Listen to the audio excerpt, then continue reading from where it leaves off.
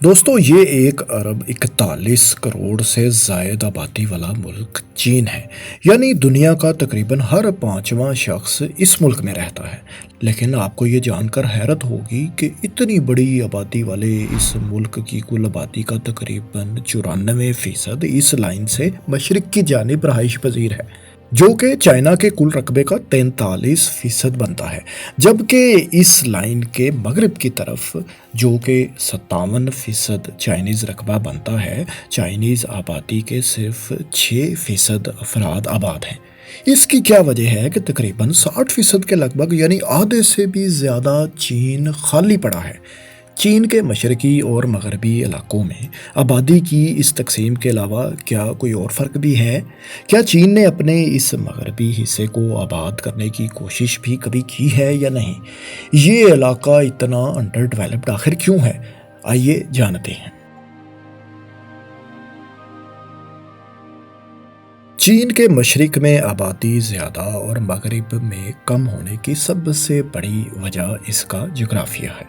1935 میں ایک چائنیز ڈیموگرافر نے ایک لائن چین کے نقشے پر کھینچی تھی۔ اس فرضی لکیر کو ہو لائن کہا جاتا ہے۔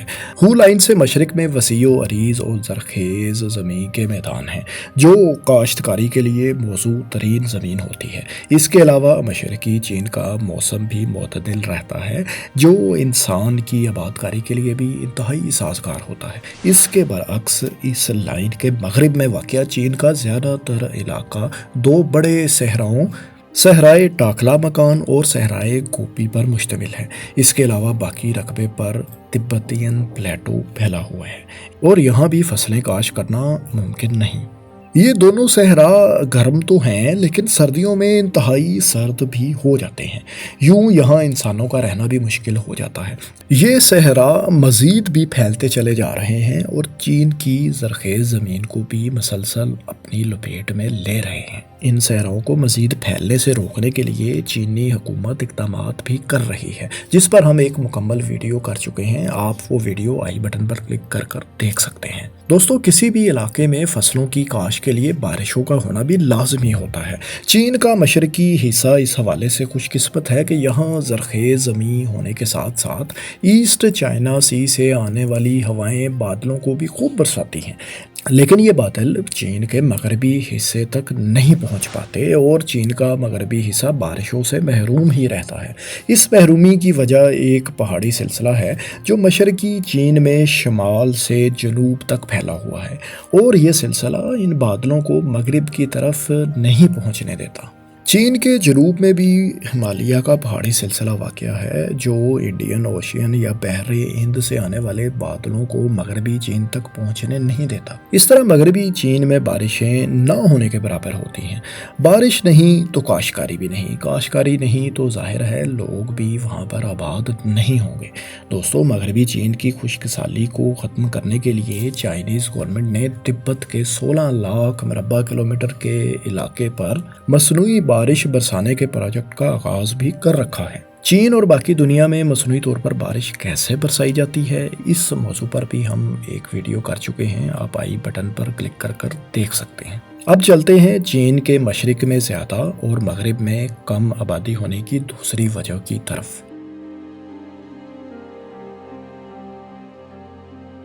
دوستو، چین بہت سے چھوٹے چھوٹے دریاؤں اور دو بڑے دریاؤں یلو ریور اور یانگزی ریورز کی سرزمین ہے۔ یہ دریا مغربی چین سے نکلتے ہیں اور مشرق کی طرف بہتے ہیں۔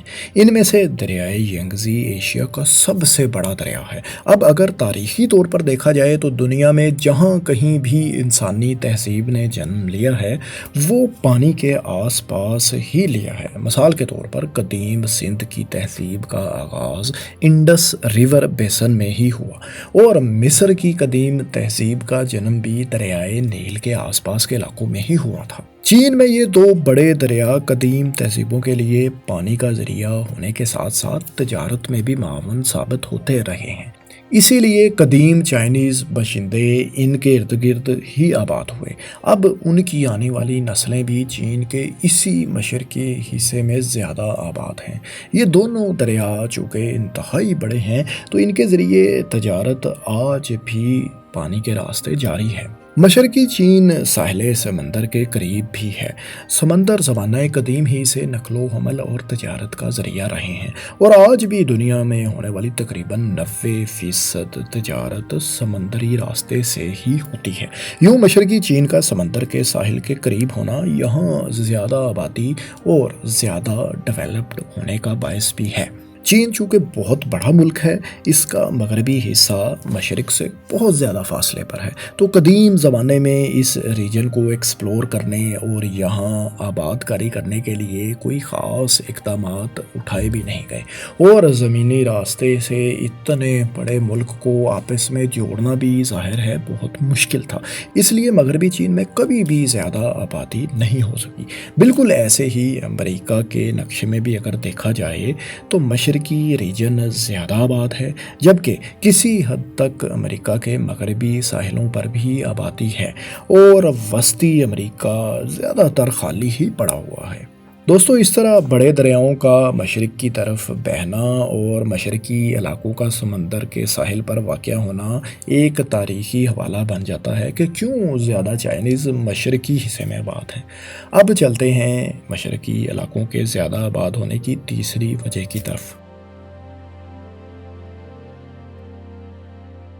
दोस्तों, मौजूदा दौर में ज़्यादातर चाइनीज़ का मशरक़ की तरफ ही आबाद होने की वजह हुकूमती पॉलिसीज़ भी रही हैं, जिनका मकसद मशरक़ी चीन को ज़्यादा प्रमोट करना था।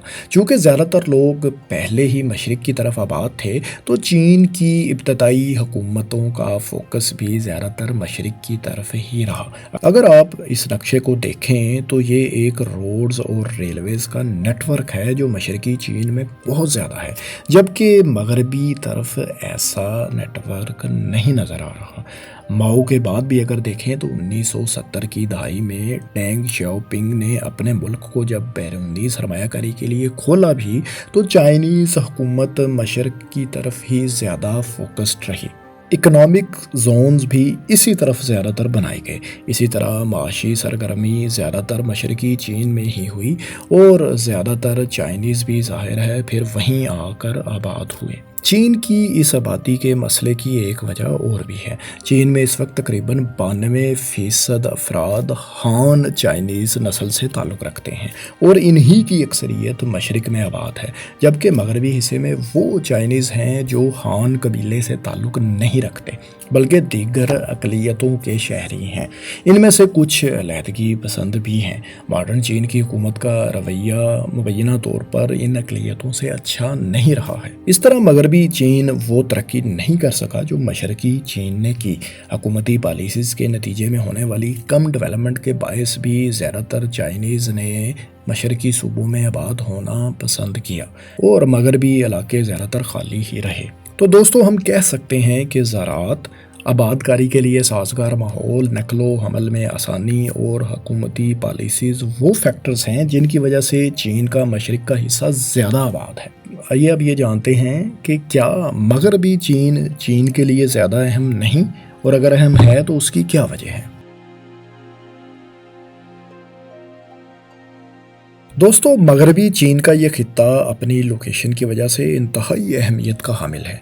चीन यहाँ वस्ती एशियाई रियासतों के अलावा पाकिस्तान और भारत जैसे बड़े और अहम ममालिक के साथ बॉर्डर्स शेयर करता है। चाइना इस रीजन के ज़रिए वस्ती एशियाई रियासतों से तजारती तौर पर लिंक्ड है। न सिर्फ तजारती लिहाज से बल्कि ये खित्ता चीन की सिक्योरिटी के लिए भी इंतहाई अहम है। इसके अलावा चीन के कुछ छोटे दरियाई यांगज़ी और येलो रिवर जैसे बड़े दरिया अगरचे चीन के मशरक़ी हिस्से को सैराब करते हैं, लेकिन ये निकलते मगरबी रीजन ही से हैं। यह खित्ता तजारती लिहाज से अहम होने के साथ साथ तेल, गैस और कोयले जैसे कुदरती वसाइल से भी मालामाल है। चीन चूँकि एक बहुत बड़ा मुल्क है, तो इसकी तवानाई की ज़रूरियात भी इसी हिसाब से बहुत ज़्यादा हैं। लिहाजा इतने बड़े मुल्क की तवानाई की ज़रूरियात को पूरा करने और इकनॉमिक ग्रोथ के लिए इस खित्ते का चीन के लिए किरदार इंतहाई अहम है। आइए अब जानते हैं कि चीन ने इस खित्ते को मशरक़ी खित्ते के बराबर लाने के लिए अब तक क्या क्या इक़दामात किए। دوستو اگرچہ ڈینگ شیاؤپنگ کی حکومت کے دوران ہونے والی اصلاحات کا فائدہ زیادہ تر مشرقی چین کو ہی ملا، لیکن نئی صدی کے آغاز کے ساتھ ہی چین کی حکومت نے ویسٹرن ڈیولپمنٹ کے نام سے ایک پروگرام کا آغاز کر دیا۔ اس پروگرام کا مقصد مغربی چین کے علاقوں میں انفراسٹرکچر، روڈز، ریلویز اور ایئرپورٹس کی تعمیر اور یہاں کے لوگوں کے معیار زندگی کو بہتر بنانا تھا۔ اس منصوبے کے ذریعے مغربی چین کو مشرقی ریجن کے ساتھ ملانے کے لیے اقدامات بھی اٹھائے گئے۔ مثال کے طور پر شنگھائی تبت ریلوے ٹریک 2007 میں مکمل ہوا۔ یہ ٹریک مشرقی چین کو تبت جیسے دور دراز ترین علاقے سے ملاتا ہے۔ اس خطے کو مزید امپروو کرنے کے لیے چائنیز حکومت نے 2013 سے ایک منصوبے بیلٹ اینڈ روڈ کا آغاز بھی کر رکھا ہے، جس کے ذریعے چین پاکستان، وسطی ایشیائی ریاستوں، یورپ اور افریقہ کے ساتھ ٹریڈ روٹس تعمیر کرنے جا رہا ہے۔ اس منصوبے کے تحت چین بھی پنجیانگ برج جیسے بڑے بڑے پل تعمیر کر چکا ہے۔ اس انیشیٹو پر چین اب تک $1 ٹریلین سے بھی زائد رقم خرچ کر چکا ہے۔ یہ منصوبہ بلا شبہ مغربی چین کے لیے گیم چینجر ثابت ہو سکتا ہے۔ یہاں سرمایہ کاری کے مواقع بھی پیدا ہوں گے اور پھر شاید ممکن ہے کہ چائنیز لوگ یہاں پر آ کر آباد ہونے میں بھی دلچسپی لینا شروع کر دیں اور اس طرح چین کی مشرق اور مغربی علاقوں کی آبادی کی تقسیم میں کچھ فرق بھی آنے والے وقتوں میں ہمیں دیکھنے کو ملے۔ دوستو چین کے متعلق یہ ویڈیو آپ کو کیسی لگی اور یہ بھی بتائیں کہ آپ مزید کن ٹاپکس پر ویڈیوز دیکھنا پسند کریں گے۔ ہمارے چینل کو معلوماتی ویڈیوز دیکھنے کے لیے سبسکرائب بھی کر لیں۔ شکریہ۔